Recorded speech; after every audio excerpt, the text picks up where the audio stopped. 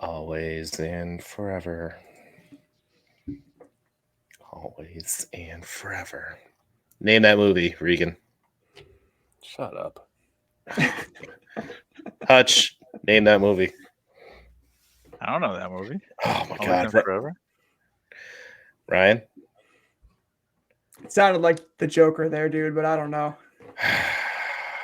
Welcome to Just the Tip, a fantasy football podcast with your tippers, Matt, Disfatt-Bidge. These are just our tips, so take them easy, take them hard. It's up to you.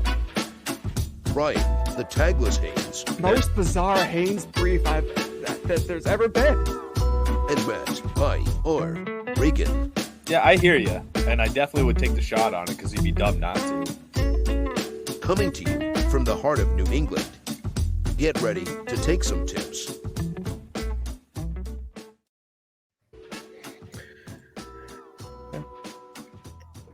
And welcome into Just a Tip, a fantasy football podcast. We are your tippers, Mac Disfatt-Bidge, Ryan the Tagless Haynes. How you doing, Ryan? I'm doing good, man. How are you doing? I'm doing good. Doing pretty well. Good to You got hear. Matt, IR Regan. Regan, are you hanging in there? You look a little bit tired.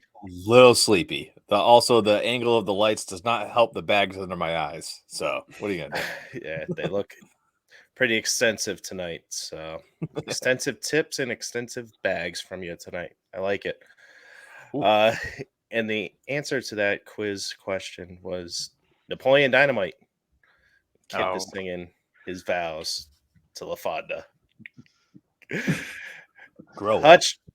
Hutch, our special guest tonight, former teammate, Hutch the Clutch, got our first championship in semi-pro. Certified hunk, Thor, because of his big hammer. He's going to be bringing that hammer and tip to us. Mjolnir tip. Hutch, how you doing tonight?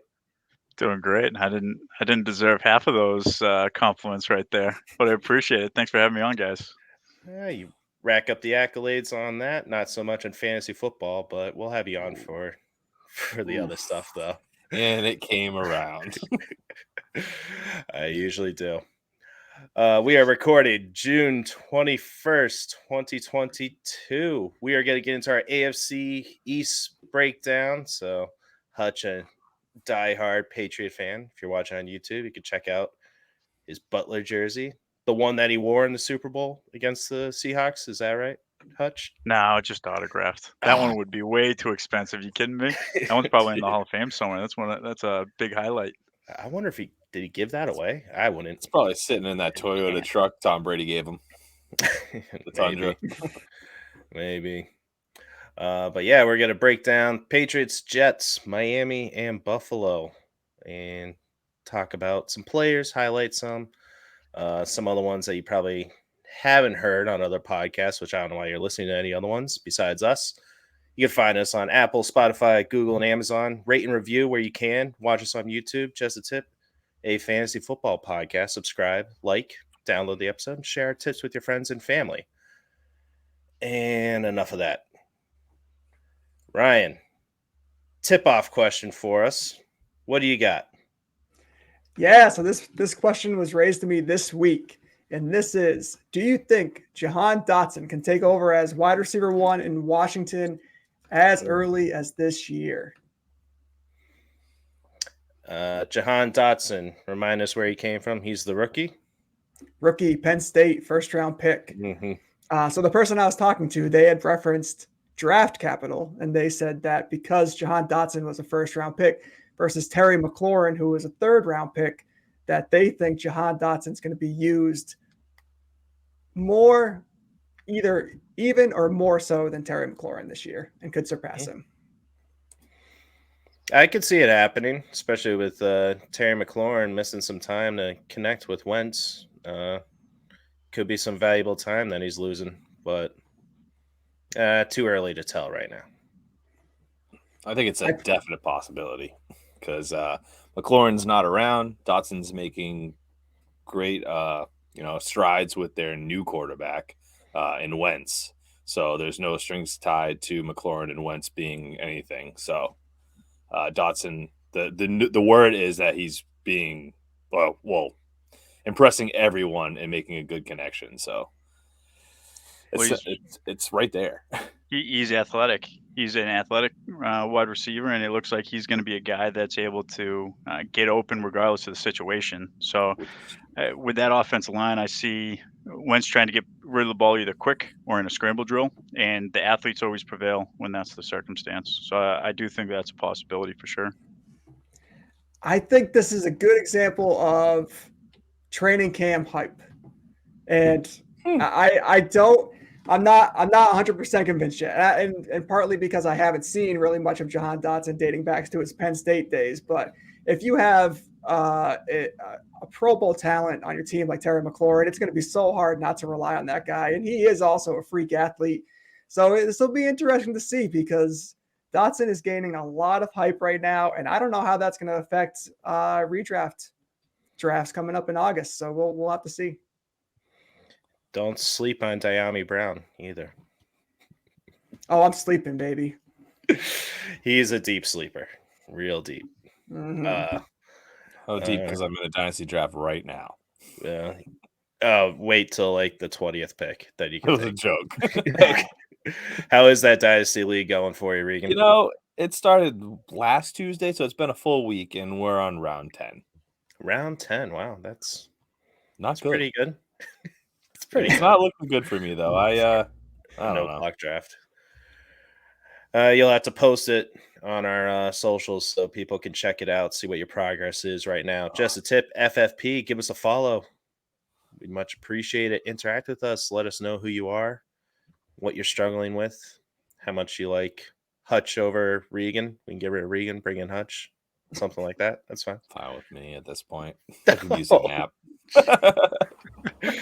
I'm only kidding. All right, Ryan, off season, but there is a bit of news. Sweet sassy molassy. Ryan Haynes, what is in your briefs? So biggest piece of news coming out of today is Rob Gronkowski is retiring once again.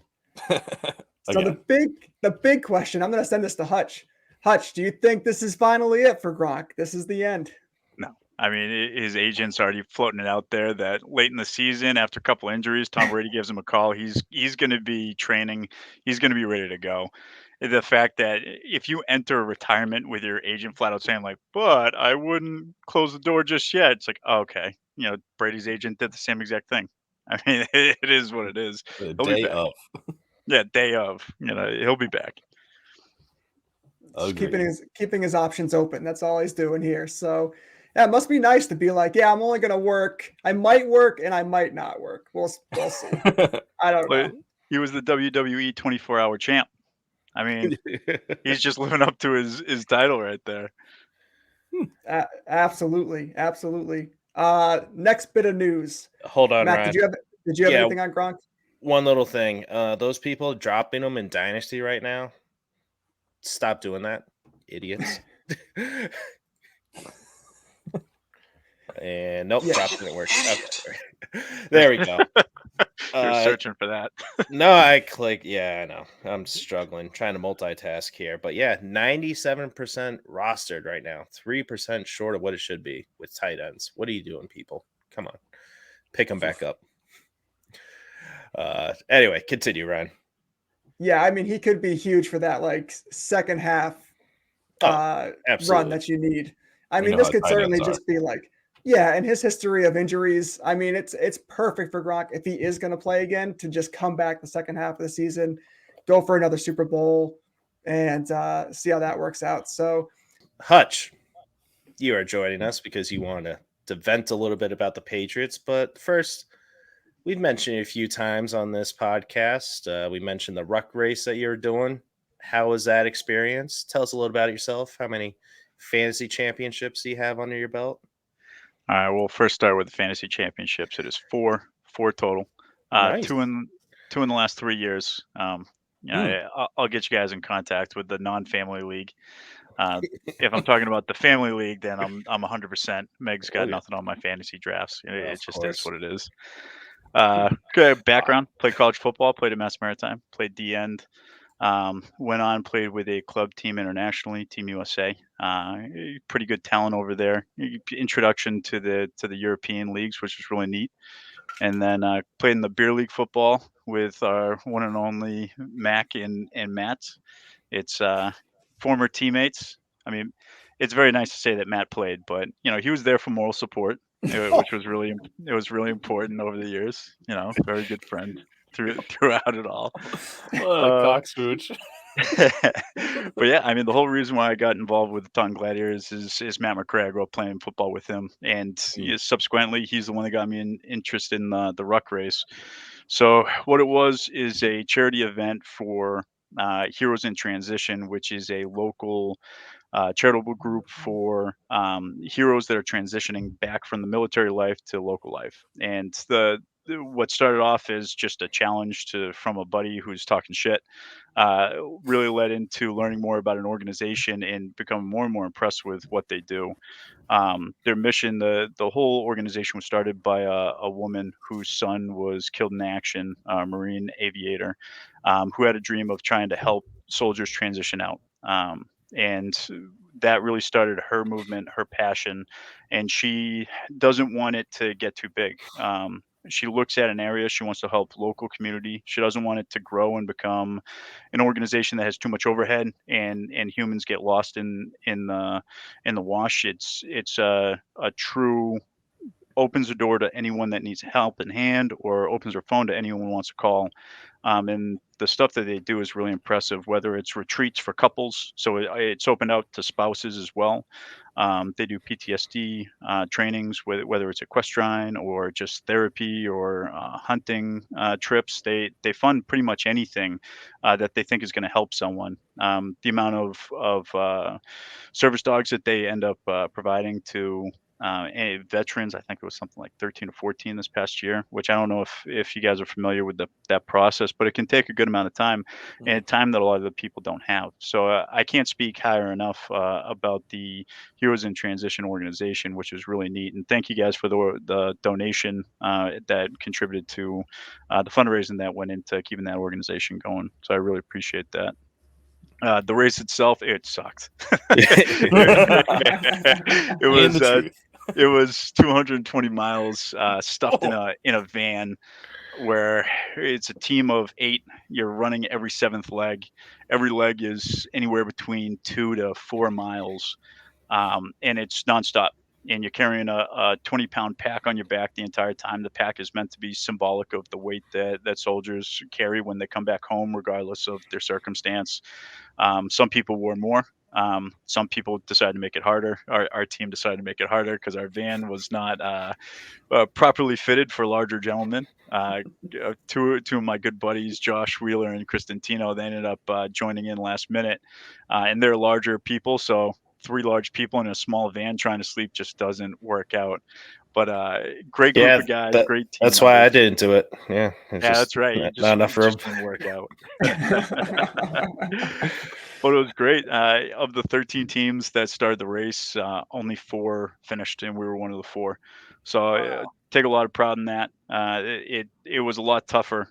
Getting out and doing the miles is one thing, but doing it sleep deprived and nutrition deprived, like I had no idea that you were actually supposed to eat through this thing. So having like candy bars and bananas and drinking water, yeah.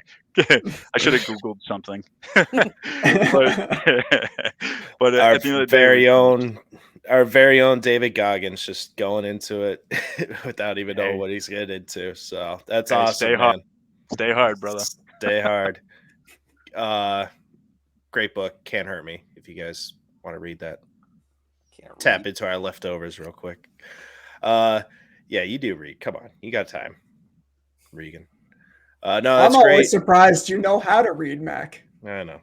Audiobooks. This picture. That's what it is. You can listen to it nowadays. Yeah, that's true. That's true. But yeah, thank you very much, Hutch.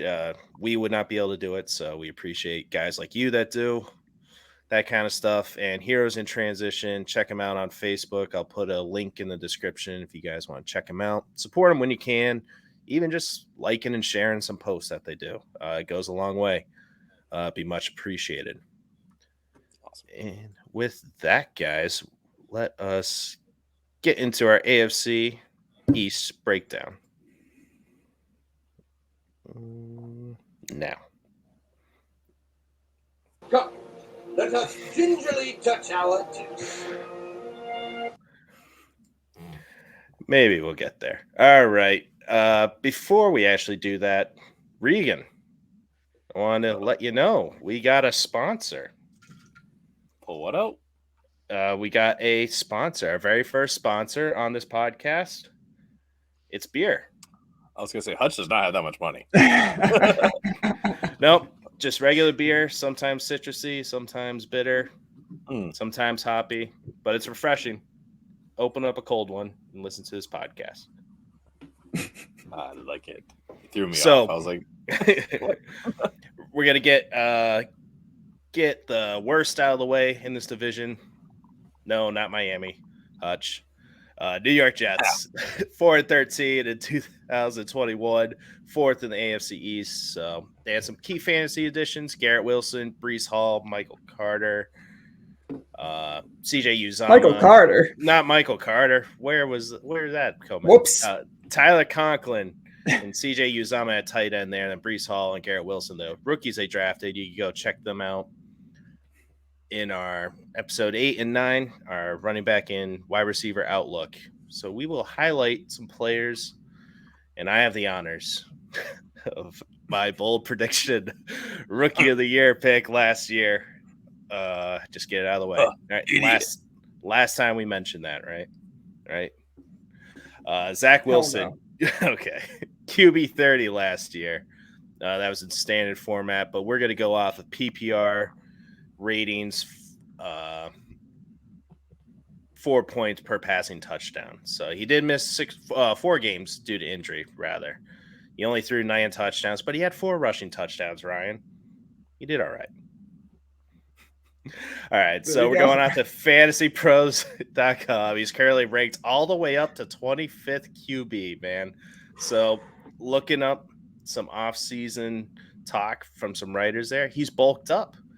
He's gone from 208 pounds to 221 pounds. So when that's the highlight of their offseason, it's pretty sad. So for a quarterback, yes, not having the best camp, and they haven't even put pads on.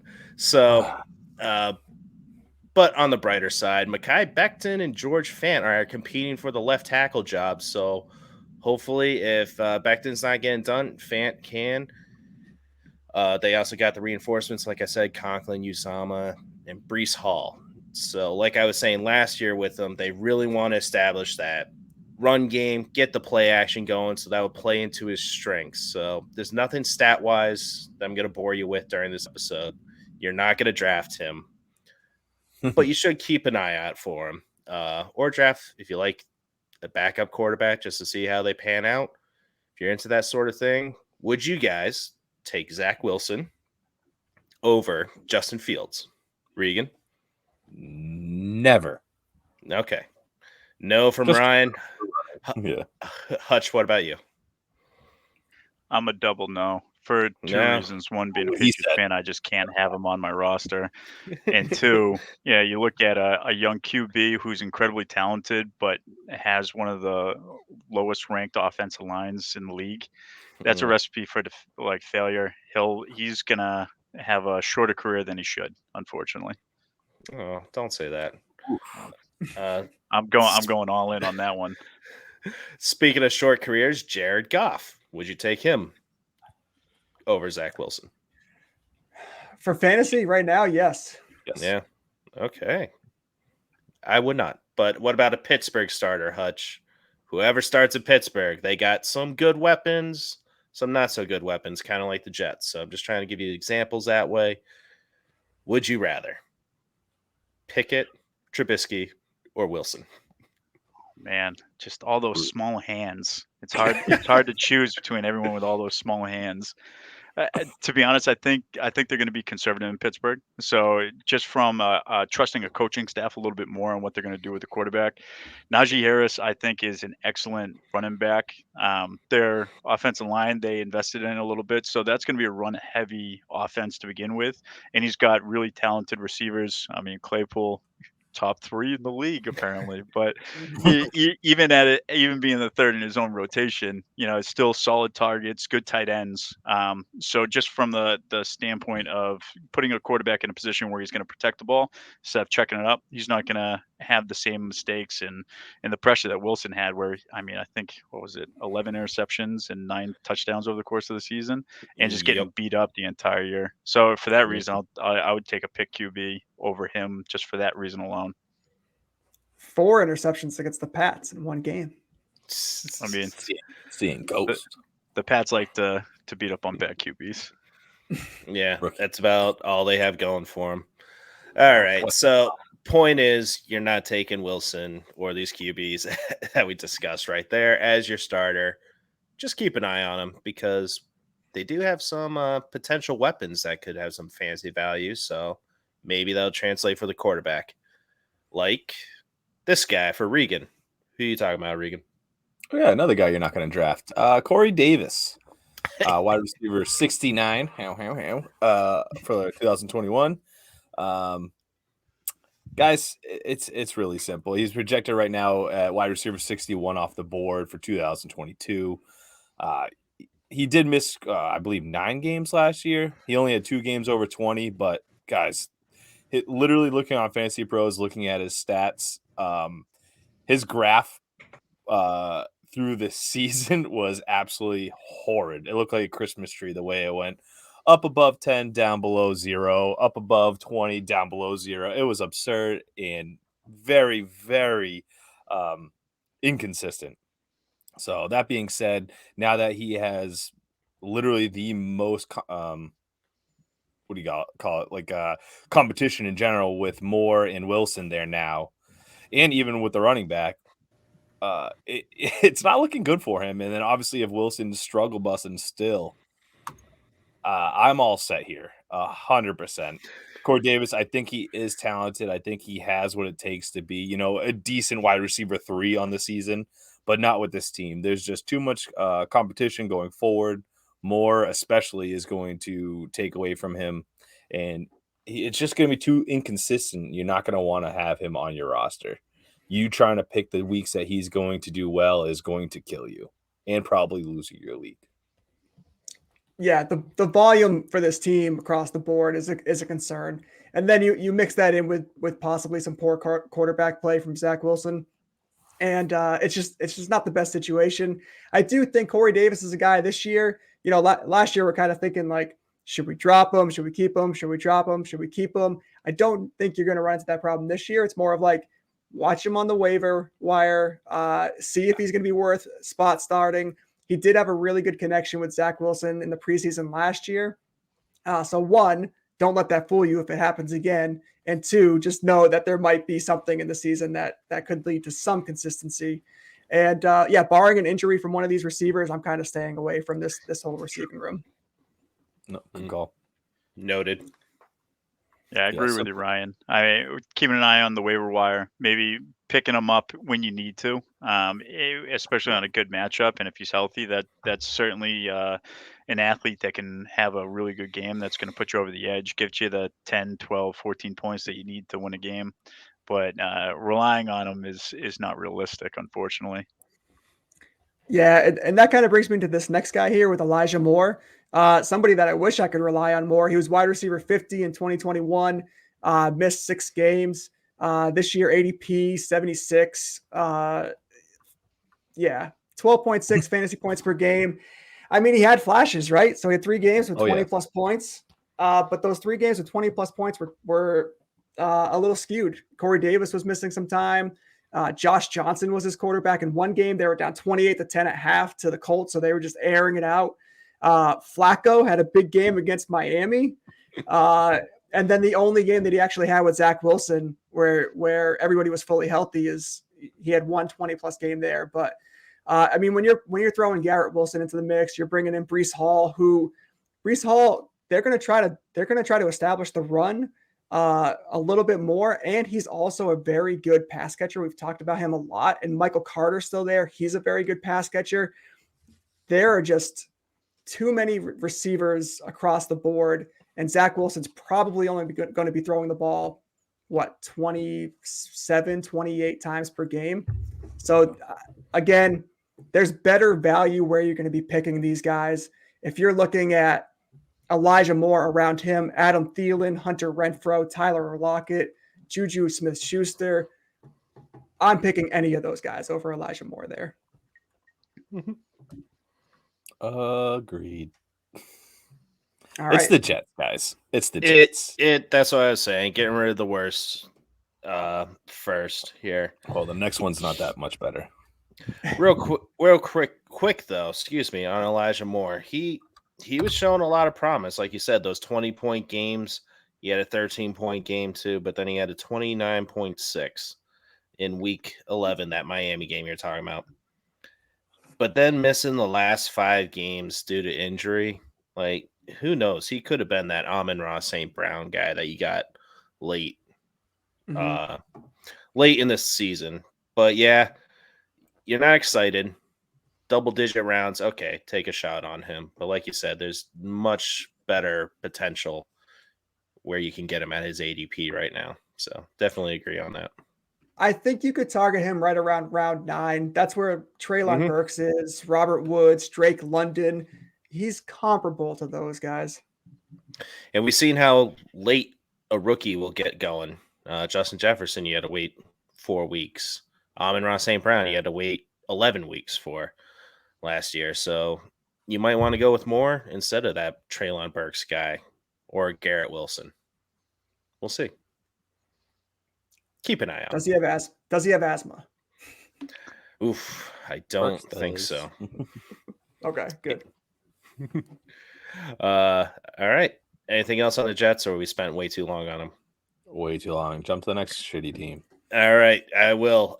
Let's get this one over with real quick. Miami Dolphins. They got Tyreek Hill in a big trade. Chase Edmonds, their first free agent signing at running back. Raheem Mostert and Sony Michel at running back as well. Then Cedric the Entertainer Wilson. So you're catching a theme here. The running game, it's going to be similar to the 49ers offense. Mike McDaniel coming over from OC with the 49ers. Mike Shanahan disciple. So whichever running back becomes the lead back, they're going to burn hot real quick, but they won't last longer than I do with Regan's mom. So Jalen Waddle, though, is probably the brightest spot for his ADP on this team at 41. He had 140 targets last year. So a lot of people are saying Tyreek Hill is going to take a lot away from him. I really don't think he's going to take a lot. They have that Bama connection, him and Tua, that is, Waddle. And it might come down to like 120, 115, but I think they might be more quality. So hear me out. Waddle's yards per target last year was 7.25. Yards per catch, just under 10. Not good. But if you get a more offensive-minded coach instead of Brian Flores, and you get Mike McDaniel in there who wants to create opportunities for these playmakers, which Waddle is a playmaker, like Deebo Samuel. His yards per target with Jimmy G throwing him the ball. Come on. I'm taking Waddle over Jimmy G. Taking Tua over Jimmy. I was like, what? Excuse me. Yeah, definitely Waddle. Sponsored by beer. Definitely Waddle. But anyway, Deebo Samuel, yards per target, 11.7. Yards per catch, 18.25. So I'm betting that the offense is going to open up more. Can you press spacebar one more time? Thank you. Stop clicking the dock. Damn it. Do what I want. I can't see my notes. With Tyreek Hill opening up the field for him to, there's a 25th ranked offense. They're only going to go up from there. I'd love to draft him where he's at right now. If you're in the 10th spot in the draft, you get your hero running back, then a wide receiver as your wide receiver 1, and then Waddle as your wide receiver 2. I'm loving that right where his ADP is at. So is Waddle the best guy to draft on this team, Ryan? No, I still think it's Tyreek Hill just based off of production and his past. But I take think ADP right. into account, though. That's what I'm saying. Like, would you rather better value for sure? Okay. Yes. I also think you're probably spot on with the targets there, and I do think he has a higher catch rate. So, yeah, I think I don't disagree with what you're saying by any means. The ceiling's higher for Tyreek Hill, though, which we'll get into in a bit. But yeah, I mean, I would say so. Tyreek Hill, if he's reaching his ceiling, then he's winning you matchups single-handedly. Hutch, you said that you love Waddle. What are your thoughts on him? I do love Waddle, and the offensive system that he's going to be running in really tailors to his strengths, especially with the way that they're going to try to run it, what seems like very similar to San Francisco, that has a low-ranking offensive line now. Not as bad as Miami's. I think they're ranked like 22nd. Yeah. But I project the ball getting out of the hands quick screens, quick outs, even turning that into wheels where I see, not to take away from Waddle, but Tyreek Hill, I see him doing those kind of routes where you're faking the quick game but going north. That's going to have his catches in quantity of catches to go up significantly, and then yards after the catch are going to go up, in my opinion.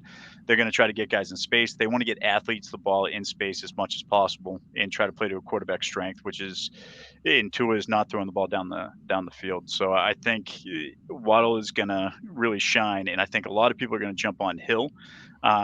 Chase that shiny new toy that this guy has, and teams are going to game plan against him, and it's just going to open Waddle up that much more. He's a decoy. Regan, you think Tyreek Hill's a decoy? What do you got on him? The only thing I have to say against that, Hutch, because I totally agree, it's just the money. The amount of money and draft picks that they gave up to get this guy, I just can't see them not using him probably too much. But needless to say, let's just get into it real quick. Tyreek Hill, wide receiver 6 last year, being projected as wide receiver 7 on the draft board this year. So really hasn't budged. And last year, surprisingly, he had the most receptions and targets that he's had in his career. 111 receptions for 159 targets. I was very surprised by that. It's also seeing those numbers, it's funny because his ADOT, so the average depth of target, and a few other things also dropped. So he had so much more work, yet everything kind of just diminished compared. Not diminished, but just, it went down. So, in general, the elephant in the room is he's playing with Tua now, not Mahomes. Obviously, big difference. And Tua, he's not known for his deep throws. He's not known for his deep, accurate throws. And that's what scares me. How many times have we seen Patrick Mahomes get in a pinch and just launch it up? Tyreek Hill grabs it and runs for 60 yards for a touchdown.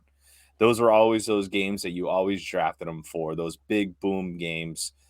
His ceiling was always the highest, probably of any player in fantasy. That being said, I think his ceiling absolutely plummets being part of Miami. He definitely will be getting his work. Like I said, he could, the concept of being the Deebo Samuels of Miami is definitely not out of, possibilities. It definitely could happen. But it scares me. The big plays are not going to be there for him. And you're really just big on his catches and his work. And like I said, like I was talking with Hutch, he's only going to get that work because they paid so much for him. Mac, you're smiling and I don't like it. What do you have to say? They really invested in their offensive line this offseason with Connor Williams at left guard and left tackle, Teron Armstead. I know Hutch is saying they have a crappy O-line, but that was last year. Things are going to be different this year. They got that zone running game. Yes, zone running game.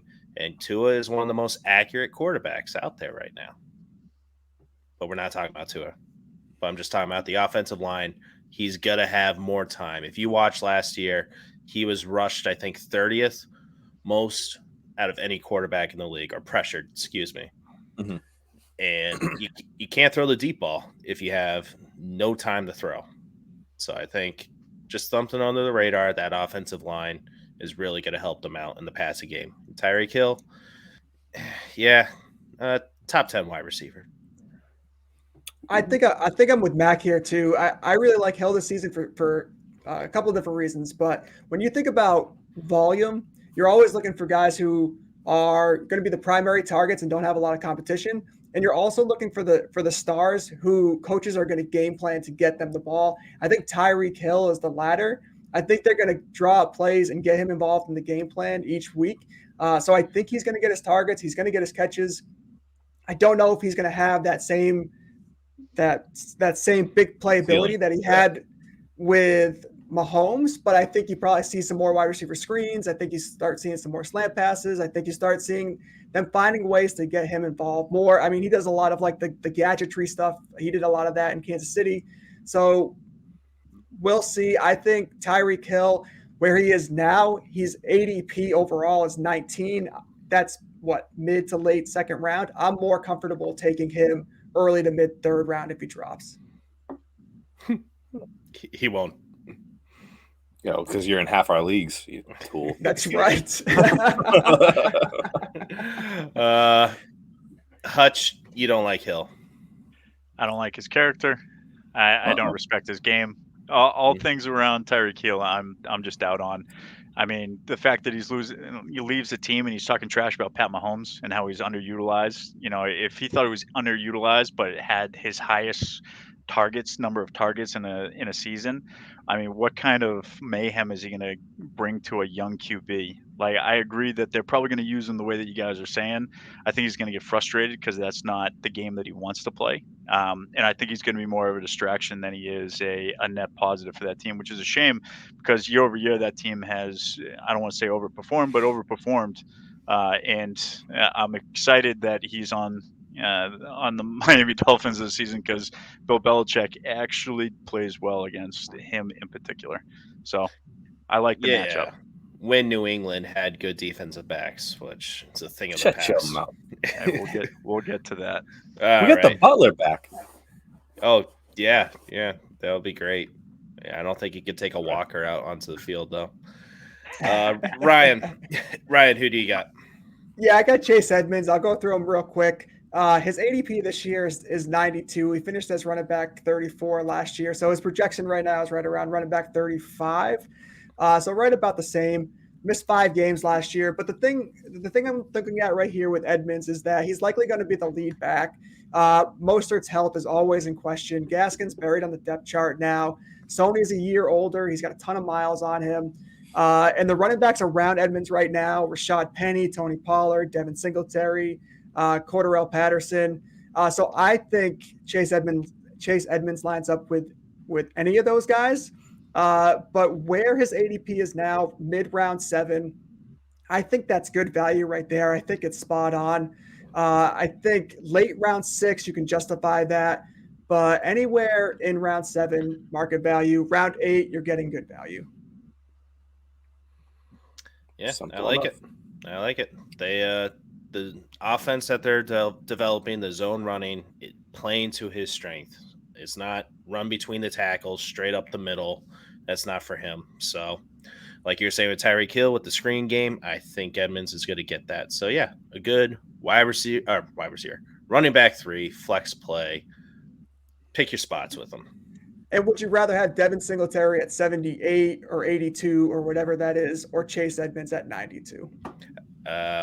We'll talk about Buffalo in a bit, but That's I'd rather take a running back from a team that I know is trying to run the ball and get the running backs involved, other than Buffalo. So, unlike Buffalo, rather. Hutch, what do you think? I think Ryan nailed it. I mean, even looking at him from a ownership standpoint, it's just kind of like, like he's a good player. I think that he is exactly what we're seeing. So taking him late, taking him as a flex, I'm not trying to rely on him any more than what he's already shown for production. Absolutely. Yeah, it's a good ADP spot. Yeah. Regan, anything? I hate Miami. No, I agree with you. I'm a little nervous though because he's always been known as the receiving back, and his carries are very minuscule compared. So I'm just curious on how they use him in general. I just feel like Mostert's going to get most of the runs, and he's going to be out there for pass plays. I don't know how you guys feel about that. Most hurt. Hey, Puppy. Yeah. Most hurt will only be there for like 3 weeks, so you don't have to worry about him. It's true. Okay, never mind. Right. The worst team in the I'm sorry. Second worst team in the division. New England Patriots, 10-7 last year. Stumbling into the playoffs and then getting their ass kicked, not making the Buffalo Bills punt once in the playoffs. That was Because no one disappointing, could. huh? It was windy. No No, one could punt. the playoff game, bro. Come Shit. on. It was kind of No. windy that game too. It was a little bit windy. Yeah. Yeah. But that Thanks, real Hutch. wind game, that was a thing of booty. Booty. Thing of beauty. That was I need to stop intentional. drinking. It was a thing of booty for the Bills fans, that's for sure. That's right. That was It brutal. was great. That run clinic, that was great. I got off a few times. Devontae Parker, Little Jordan Humphrey, Tyquan Thornton, they drafted, wide receiver. Pierre Strong and Kevin Harris, the running backs that they drafted. All right. Hutch, you wanted to come on because you hate the Patriots now? What? Tell me. What are your thoughts? No. I don't think I've been this frustrated with the Patriots in a long time. You know, we're talking about the GOAT, Bill Belichick. His tagline is "Do your job," and for the first time in a long time, I don't think any coach in that room can tell you what their job is right now. Their offense, they're handing over an offense to two failed head coaches. And it's not like they failed gracefully. It was two arrogant dickheads who just embarrassed two premier organizations. You know, and I'm being kind to Detroit when I say Okay, I was premier gonna say. organization, Wait. but one of the original teams, and that year over year is just trying to find their way out. But needless to say, you go into those kind of markets and embarrass yourself that way, and then you come back with your tail between your legs. And what, you're going to start from scratch? I mean, Patricia has been coaching the O line and calling some plays in some OTAs, and then you got Joe Judge that is coaching QBs and doing the same thing. So it's really unclear on what the direction is right now, and you're really putting this in front of a bunch of young players like Mac Jones in his second year. Yes, sir. Durant on the offensive line. You know, Stevenson, he's another young running back who, is just trying to make his way through. And then you add in rookies, Trey Nixon, Cole Strange, and of course the long snapper, Ross Reeder. You can't leave him out. But needless to say, that those guys are coming into a program for the first time. They don't know how things are supposed to run. Either Bill Belichick is really going to be relying on veteran leadership to make sure that everything stays straight, or he's way more involved than they're putting out right now. I can't imagine any team, as long as we've been Patriot or fans in general of the game, that doesn't have clear roles in offensive coordinator or defense coordinator, whether it's the head coach calling the plays or not. It's really something else. And quite frankly, I don't like the head coach calling plays to begin with. Like I love Andy Reid. I think he's one of the best coaches to ever play the game or be involved with the game. But I mean, it took a lot of tries with Philadelphia, making it to X amount of NFC championship games straight. And then he goes to Kansas City. It took him a lot of tries, and it really took the right formula for him to actually be successful. I don't think a head coach calling the plays is the right deal. So I'm interested to see how things move forward. But I haven't doubted the team like this since the 2010 draft. And with that being said, that's when they got Gronk and Hernandez. So I do keep that in mind, where this might be some masterful like production that I just don't understand. Now, with that being said, in the offseason, you're seeing a lot of reports about Mac Jones coming in with leadership and really taking control of everything. So regardless of who's calling plays, he's running the show. So that keeps me pretty content, considering he's getting a lot of his guys back year over year. I know you guys are going to talk about Hunter Henry, but he's one of the key guys that he really relied on in the red zone. And he's been practicing his deep ball, and it sounds like it's getting better and better as time goes on. So the guys like Trey Nixon that he brought on, and Aguilar, I really hope Aguilar actually produces for the amount that he's being paid. But those are guys that I would hope to see production from, considering some of the reports that we see coming out. And then on top of it, they are always going to have a top 10 offensive line, and they've invested in their running game pretty heavily. So, handed over the keys in a sophomore season to a QB with almost no other leadership. I feel like this is a sink or swim type of formula. So that's the Hutch's rant on the Patriots this year. I'm excited as a Patriots fan. It got a little boring with Brady winning all of those championships. Guarantee you're going to be in the fight. Now it's a little more interesting. How the hell are they going to do it? Well, Love it. you, sir, are a mouthful. Yep. Or And my she wife said. says the same thing. Let's try to set it up. She has a small mouth, by the way. That's what she said. That was a lot right there. I don't think we have time to break down the Patriots anymore. But yeah, I don't think they're going to be a top 10 offensive line there. You did mention the tight end. Yeah, don't draft him. What were you going to say, Ryan? You have anything rebuttal to? No, I thought Hutch was spot on, man. I'm Yeah. also very concerned about this Joe Judge situation. I mean, this is the same guy who I think the Giants were losing by what, like 2 touchdowns at his own 3-yard line, and he ran Sneak. 3 cute quarterback sneaks and then punted the ball. It's like this guy does not strike me as an innovator on the offensive side of the ball. So we'll see what happens. He fired Freddie Kitchens because they're averaging 11 points per game. And then when he took over, they're averaging 9 points per game. Oh, So, Jesus. yeah, they had a competition, Patricia and Joe Judge, on who's calling the offensive plays. And Mac Jones even said that he's teaching Judge the playbook. They're learning together. That is terrible for a QB in his second year. They are going to suck. The winner of the competition was Mac Jones. Yeah, exactly. Yeah, right. Seriously. Regan, you got Mac anything Jones, to say? Yeah. Oops, Go sorry, ahead, Hutch. No, you go ahead, Hutch. Well, Mac Jones was teaching Bill O'Brien the offensive playbook right before he won the national championship with Alabama. I mean, It's true. hey, who knows? There you go. Yeah, Just saying. I like it. I know Alabama's offense is a little bit different than NFL offense, but hey. All right. So if you want a boring tight end, you drafted the right guy in Hunter Henry. You can bet your sweet tip that they'll be forcing it to Jonnu Smith when he gets involved and he's healthy. The offense, they paid him more money. So when they're both healthy, what's worse than a split running back field? A split end. Tight end. Shut up. Yeah, thank you. All right. So he isn't all that bad. He tied Mark Andrews for the most red zone touchdowns with 9 on the season. But he only finished in the top 12 of tight ends 7 weeks out of the season last year and scored out of the top 12.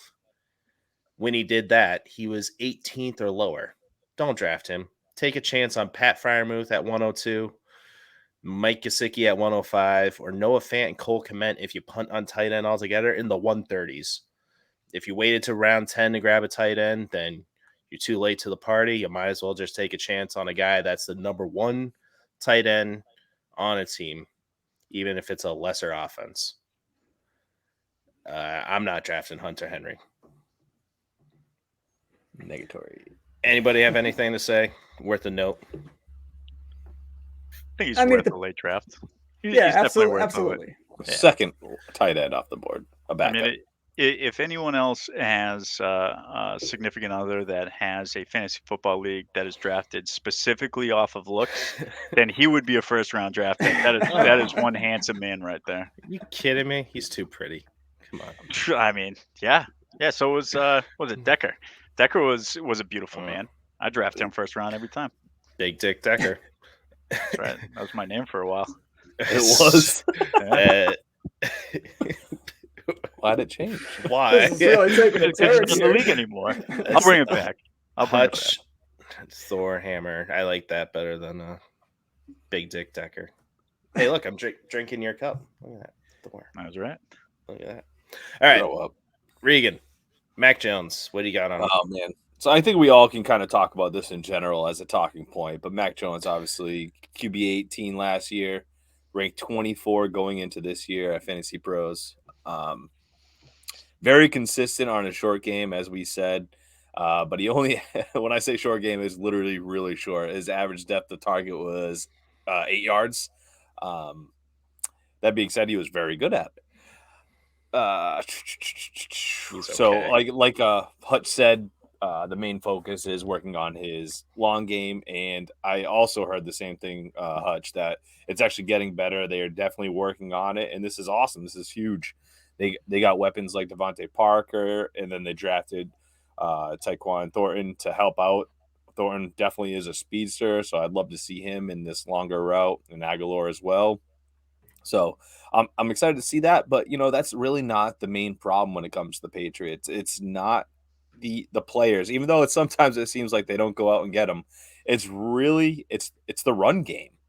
The run game is dominant in New England and always has been, always will be, and that's fine with me. It works out. But it makes the QB more of a game manager and not a game, blowing out great plays and stuff like that. They're really just, the middleman in between runs, and dropping it off 8 yards a bunch of times really helps.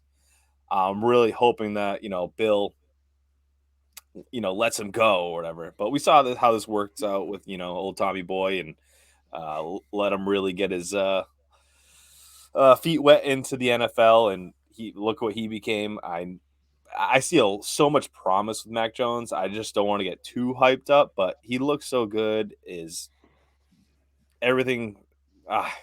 Mac, stop smiling. He's not fantasy relevant, and he's not the next Tom Brady. What are you No. talking about? Come on. No, he's not. He's not. And I totally agree with you. This is literally strictly from a player standpoint, just looking at his stats. That being said, if he works on this deep throw, I think he connected on 42% of all his deep throws last year. Not very good, but not that bad. If he can get that above 50%, we're looking at something.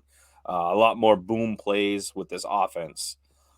That's when you start seeing a fantasy QB actually be relevant, especially on his second year, sophomore year. So I'll throw it to you, Ryan. Go ahead. I agree with everything you're saying. I do think we tend to lean on the run. I would say that is with exception to having Tom Brady for 20 seasons, because we were a very pass-heavy offense for that time. But when Tom Brady was out, Matt Castle, we depended on the run. What about Corey Dillon, bro? When Brady was suspended, we were heavy on the run. I wouldn't say we were heavy on the run with Dillon, but I would say that we did utilize him a lot. He scored a lot of touchdowns. He's very fantasy relevant. Same thing with Blount. Same thing with Damian Harris last year. So Lawrence Maroney, come on. Lawrence, yeah, great. Yep. That was the worst. End of the episode. We don't have to talk anymore. Yeah, I know. But I'll deleted podcast now. Yeah, Maroney, Michelle, not the best stretch there. But yeah, I mean, Regan touched on this guy, Devontae Parker. I think he's going to make a big difference with us this year. I mean, we're talking about a guy who was wide receiver. He was ranked top 12 wide receiver. I'm sorry. In 2019, 1,200 yards receiving, 9 touchdowns. If he can even get close to that, so think like his 2020 season where he was like right around wide receiver 2, wide receiver 3. If we can get that kind of production, I think it's great for the Patriots. I think it's great for fantasy. I think if he were able to kind of get to a ceiling, which I'm projecting to be kind of that wide receiver 3, low end wide receiver 3 option, if you're getting that in the 11th, 12th, 13th round, I mean, that's a steal, and that's a realistic ceiling. Like that's where he can be if he gets back to where he was in 2020. I don't see why he can't do that. I love the talent that they're actually throwing out there now, and it's not like Kendrell Tompkins and all these no-name guys that were like, who the hell is this guy? Even though he had that great catch in the New Orleans game that I left like an idiot. Kendrell Tompkins, yeah. Yeah, but you got to think of like right. But just in general, like the names that they actually have out there, they're actually helping this kid out. If they could just get him a coach, offensive coordinator, we'll be all set. Yeah, Hutch. Yeah, just some Hutch big important pieces. Yep, that's all they need. Shut up, you piece of shit. I was kidding. I do like seeing the veteran guys really kind of cater to the system. So you see someone like Aguilar that did a lot more in the blocking game than he was given credit for. So something like that. I think something similar is going to happen with Parker, who is a very talented wide receiver, always beat the shit out of the Patriots. So I have a little respect for him for that alone. But he's a guy that is definitely a mid-level receiver. So you got guys that are going to take top off. You have guys that like it short. He's able to go deep or be that mid-range wide receiver that I think is going to be fantastic after everything's laid out. Lovely. My All right. immaturity's getting to me. You said going deep and stuff. I just lost it. Anyway. I was wondering why you're laughing. I'm like, did I stutter or something? Nope. It's a great drop. I'm gonna have to cut that out and use it one day. Yeah, you're welcome. Trading you Devontae Parker from Miami. Have fun with him. Corey Davis or Devontae Parker? Parker. Parker. Yeah, same. All right. Moving on. Buffalo Sure, buddy. Bills. Yep, first in the AFC East for the next 10 years. They added Jamison Crowder. Oof, look at that. Oh, man. Regan, help me out with this name. Fuck yeah. Khalil Shakir. Yeah, close enough. James Cook, OJ Howard at tight end. James Cook was the rookie running back that they got. Love him. Good pass catching back. So you would take him over Singletary and Moss, Ryan? Yep. Take a chance on him? No. I would definitely take Singletary over James Cook. All right. We'll have to discuss that later on. Get to your point there. But real quick, Gabriel Davis, you might have noticed his playoff performance where he had 5 touchdowns in the playoffs in 2 games. But he did have a nice flash towards the end of the regular season with 4 touchdowns in 3 games. Then that damn C word popped up and taking him out of the game and taking him out of his rhythm. Hopefully you played McKenzie instead of Gabriel Davis and you didn't leave him on your bench in week 16. It was me. I was the idiot. So Flash Gabriel, the problem with him is that you see him quickly, then he's gone. Benefit, though, Cole Beasley is not there. Crowder is old, so I don't see him becoming much of a factor. They're also, Buffalo Bills, they're top 5 offense all around in a weak-ass division. Crappy New England defense, crappy Jets defense. Miami, for some reason, cannot beat Buffalo Bills. They get their ass kicked every time for like 6 games in a row now, I think. So, yeah. It's pretty nice to have 6 games that are pretty easy, pretty walkthroughs here, as long as it's not windy. So he has all the potential in the world. Wide receiver 84 overall on his ADP as a wide receiver flex. Upside is huge. I'm taking him over Hopkins. His ADP is at 83 right now, or Allen Robinson at 71. Juju at 87. I'm going to take the chance with Gabriel Davis because I'm already going to have my starting 3 wide receivers by then. I'll take a shot on Gabriel Davis at 4 for my 4th. Mm-hmm. Ryan, you're shaking your head. No? Disagree. Nope. I'm taking every single one of those guys over Gabriel Davis. Well, you're an Juju's idiot. Gonna, you miss out 6 games with Hopkins. On a team with Pat Mahomes. And Hopkins, you're missing 6 games, but then you get him for the second half of the season, and he's going to be elite like he always is. I don't know. No, I'm not on the Gabriel Davis train. Juju, number 1 option. Travis Kelce is still there. And MVS they brought in as their burner. It's not Juju. Juju's going to be the target machine, man. Where do you think those 150 targets for Tyreek Hill are going to go? Not to MVS. Half of them to Travis Kelce and half of them to MVS. Yeah. MVS can't catch the ball. Oh, man. MVS is going to get the Byron Pringle targets. Ooh, that's gross. What about Moore? That's what I'm saying. Sky Moore. Sky Moore as well. I think I'd rather take a shot on Sky Moore way later. No. All right, let's make a bet. Season finish. Gabriel Davis is higher than Juju Smith-Schuster. Absolutely not. I'll take that bet every day of the week. All right. Awesome. Print that. Oh, crap. I got to write it down. Yep. Nah, don't worry about it. I got it. I'm writing it down. I'm not messing with this. Losers going streaking. We're going to put it on TikTok. Nice. We just got to. Nope, I am not agreeing to that. You can't do that on TikTok. You can. You just get kicked off. You can blur it out, right? Yeah, there you go. A very small dot. All right, Regan, your guy, tight end special here. This would be really easy. Dawson Knox, guys. Don't draft him. He is going to be a streamer this year, strictly a streamer. He's very touchdown dependent, as we saw last year. 6 touchdowns last year, great season, but still tight end 11 at the end of the year. As I always say, tight end 8 is the cusp, and then after that, it's all streamers. So if you don't get one of the top 8, usually it's it's whatever. Hearsay, but I believe Hunter Henry was actually pretty much tied with him for 11 and 10. So that just goes to show you that it was really touchdown dependent tight end work there. Mhm. And they also got OJ Howard. So I'm definitely expecting Josh Allen to throw a little bit more in general. Try to get the team's probably going to try to get him to stop running. And that is the word out there, running it as much. Definitely not a bad thing for a quarterback that's as athletic as him. But needless to say, having OJ there, having I'm blanking on the name, Jameson Crowder there now, James Cook. There's so many options. Stephon Diggs as usual. I just don't see it happening as much. I definitely am fine with taking him late, exactly like we said, like the Hunter Henry. Grab him maybe as your second tight end if you can. Put him on the back burner. And if it works out, yes, but it's really nothing I want to draft, especially as my number one. Just grab him off waivers when he's going to play the Patriots.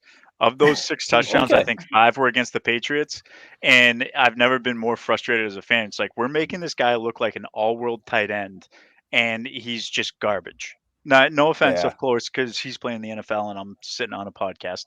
But nonetheless, of those, like if you're going to do a spot pickup, it's going to be up against the Patriots because for whatever reason he's the kryptonite. But other than that, I wouldn't take him. Yep. He wouldn't even be on my roster. Stream him. It's a It's very surprising how popular early it's gone. podcast in New England. I mean, yeah, it pays nothing. A Well, sponsor? No? it, All right, nothing. it costs a lot. That's for sure. All right, Ryan, who do you got to finish us off here? Yeah, Devin Singletary, running back 18 and 21. A lot of that can be contributed just to health. And that happens with running backs a lot. If they stay healthy, they play 17 games. They tend to be in the top 24. ADP 81, projected to be running back 31 this year. With James Cook in the mix, I definitely think he takes away a lot of the targets that Singletary is getting out of the backfield. I don't know what that's going to do to the amount of rushing attempts that Singletary has, but this just reads like they're going to lean on Singletary for the first 4 or 5 games of the season. He's slowly going to lose opportunities as the season goes. And I'm really not going to want any part of this backfield whatsoever. Last year was just too inconsistent. I mean, Zach Moss would come in, he'd have a couple good games, and then he'd be a healthy scratch, and then Singletary would be on the back burner, and then Singletary would be the starter, and he'd be the guy putting up the points. It's so unpredictable. And now you throw James Cook into the mix. I really don't want any of these guys, but I would take Singletary over Cook because at least I know that you're going to get 4, 5, 6 games out of him. I don't know what you're getting from Cook by any stretch of the imagination. And that's my take on Singletary. I think right now he's projected to go around 6. I'd probably wait for around 8 or 9, see if he drops, and then maybe take a flyer on him as like my 4th running back. Yeah, that's the running back dead zone right at the end of the 6th there. I really just not excited to take him there. But yeah, if he drops, all right, I'll take a chance on him because he has shown some flashes. But they drafted James Cook for a reason. So it's going to be interesting to see with the new offensive coordinator. Hutch, you got anything? Well, I mean, the Bills have another low ranked offensive line. Player Football Focus, I think, puts them at 20, which is 2 spots above the Dolphins. Just pointing that out. But needless to say, and you're showing that they don't know anything. Pro Football Focus. Get out of here. Hey, man, if they knew, they would make millions on betting, not projecting, right? but either way, I think we're going to see a lot.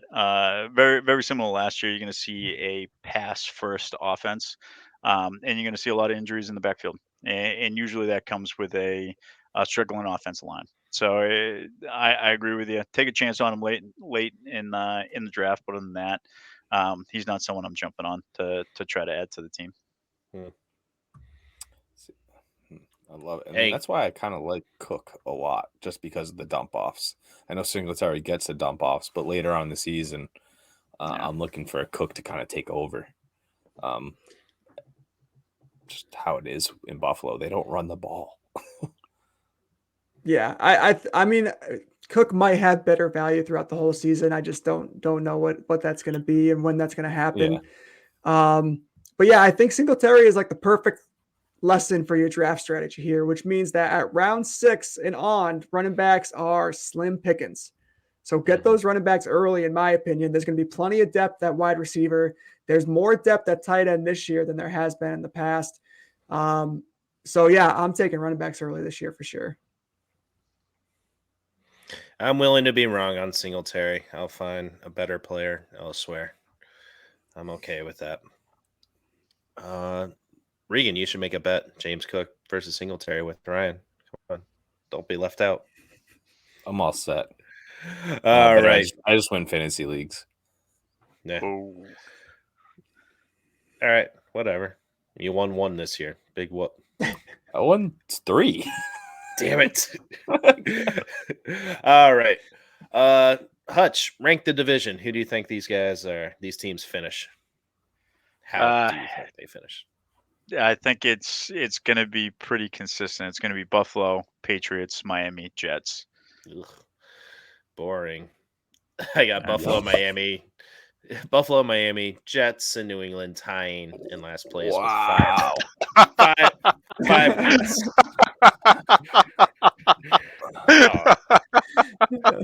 That's cute. The reckoning's We should coming. bet that. Regan, rank them. Buffalo. I'm putting New England second. Miami, the Jets, but I think the Miami Patriots, that's going to be a fight for a second, like big time. Like I kind of want to call it a draw. Just a second, huh? Oh, okay. That's a win in a tiebreaker. I like it. Ryan, how about you?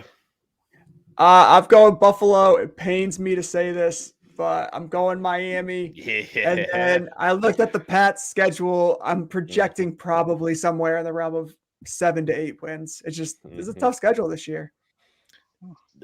Yes, Miami has a tough schedule too. I think they're same schedule, just about. Yeah. So it's the whole AFC East. They got tough divisions to face. So it's going to be interesting. Some fantasy value though in these on these teams here in this division. So just gotta get the right value. Nobody that's really screaming first round pick though, huh? Josh Allen and Superflex. Dynasty. Yep. Oh, okay. Okay. We were talking redraft, standard PPR. Anyway, if you guys have made it to the end of this episode, we don't know why you did, but thank you very much for listening. Thank you very much for Hutch for joining us, giving us his input, his eye candy on the screen. Much appreciated. Download the episode, rate, review us. Be much appreciated. Subscribe and share our tips with your friends and family. The leftovers, guys. Anybody have anything? The Hutch, the leftovers, is us pulling something out of the fridge that we want to just share with the rest of the class. It could be about movies, any other sport, anything, something you're mad at. Book. I got one if you guys want me to go first. Do you guys know what bent carrot is? No. Sounds like you should go to the doctors. Yes, you are correct. So it's a TV ad for Xiaflex. It's promoting some awareness to Peyronie's disease. Ryan, do you know what that is? Nope. Why would he know? Just asking. I just learned this recently. It's a condition stemming from repeated injuries that leads to a significantly bent or curved penis. So that's what a bent carrot advertisement Sounds like a is. Snapple fact. Could be. I would love to read that on a Snapple. I think Snapple is the sound that's made when you injure your penis. Ouch. That was awful. Look at that. All right, Regan, got anything? 2 kids is hard. I mowed the lawn. What did I do? No, I got nothing. Or I don't watch TV. Hutch, what about Celtics you? Kill me. Yeah, I don't didn't know. want to bring it up. Regan. I didn't want to hurt your feelings. But yeah, they sucked, huh? Live in New England. We have to talk about it. People want to hear it. Did you want to vent about it or no? They just didn't show up. I don't know. Hutch, do you have something better to talk about? I was just gonna have your pets spayed and neutered. Go with an old classic. Oh. And kind of on the same. I mean, maybe not human beings be spayed and neutered, but it's kind of on I'm the gonna same do that, track as actually, yours. Well, you already got 2. Yeah. Check, please. Ryan, how about you? Bought a new house. Has a garage. I haven't put anything in a garage since last Saturday with Mac's mom. Oh, Jesus. You know, you can pick on somebody else. Nope. I mean, Hutch is here. You can talk about his mom instead. I think it's talking about his garage. Or his my garage. mom would beat you up more than I would. Yeah. Thor's mom, I can't even imagine what that looks like. Wow. A witch. She's a very nice lady. Jesus. Hey, congrats, though, Ryan. That's awesome. Yeah, good job. Congrats to everybody but the Celtics, because they suck. Thank you, Hutch. Good night. Thank you, buddy. Have a nice night, guys.